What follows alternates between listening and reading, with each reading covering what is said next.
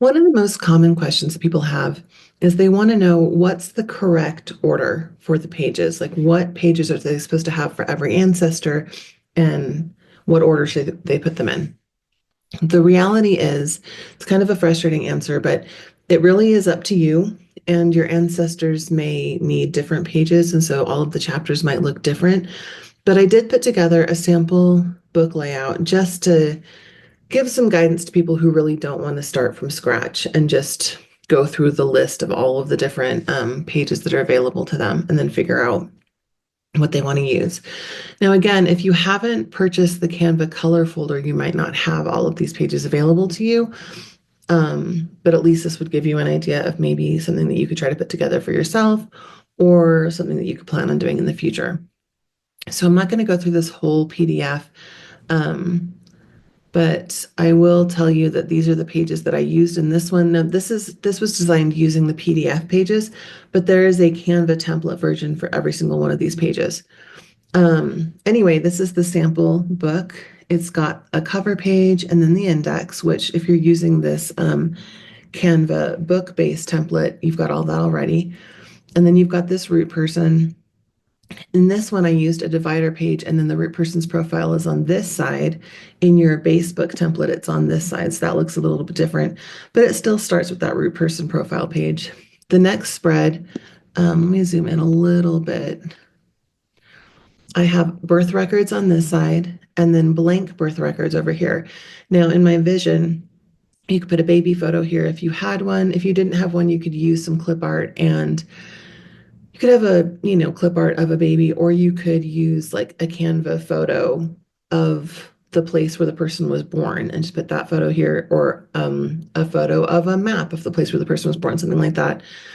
Put in their information, and then over here you could put baby announcements, an announcement in the newspaper. You could put a copy of the birth certificate. You could put correspondence or a page from the family Bible showing that the baby was born. Anything that is visual that would serve as a birth record could go here. Then I have a page for the parents. Now, not everybody likes to do this because if you've got a book where you're following the direct line, then the parents have their own chapters coming up, right?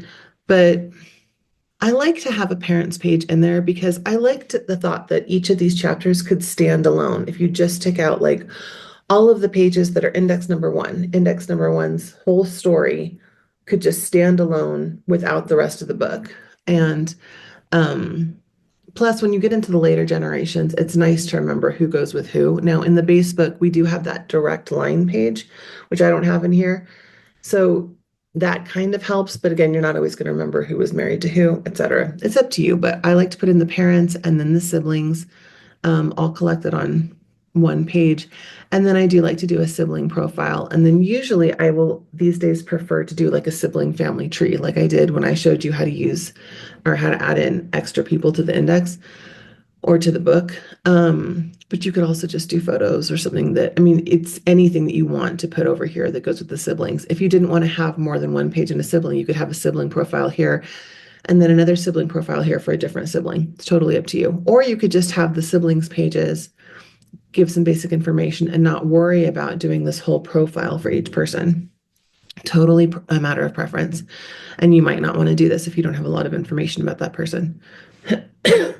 For people who have school records, so this is people who generally are more recent ancestors, then I like to put in their school information. And if I have them, I have this school pictures page that does photos all the way from pre-K to graduation. And again, that's going to be more for people who were born in the 1920s to 1930s and later, because you don't have yearly school pictures really for the generations before then.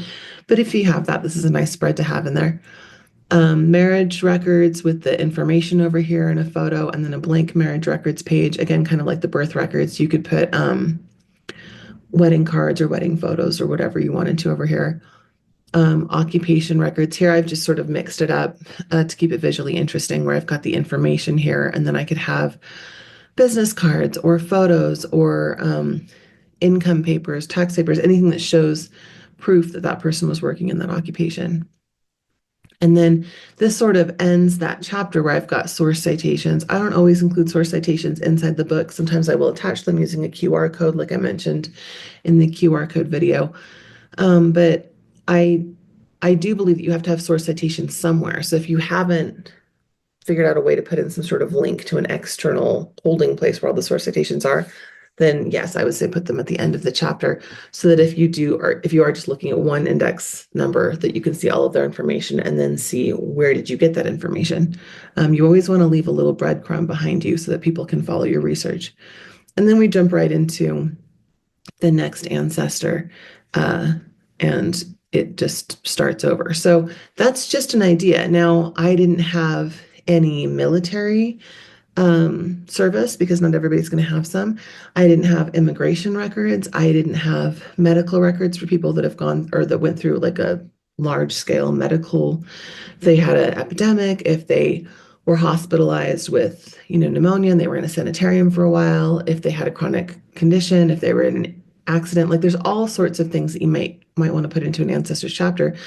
But you can see how a lot of that stuff is just personalized. And so that's why I can't give you a good layout that works for every single ancestor because they're all going to have their own stories. So I do encourage you, if you've bought the Canva color folder, I do encourage you to at least go through the list and familiarize yourself with what's out there because pages might jump out at you that you think, oh, that ancestor did have this. There was a house fire, a disaster. They were an elected official.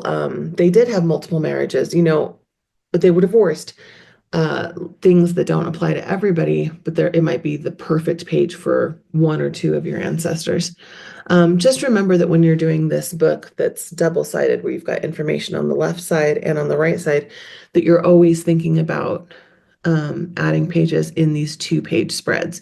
You don't want to just add one page because it'll throw the rest of your book off. So you add in a birth records and a birth records. You add in parents and siblings. Just always think about what 2 pages can I put in so that my book layout stays consistent. And yeah, I mean, again, it's your book. Feel free to be creative. I promise you really can't do this wrong.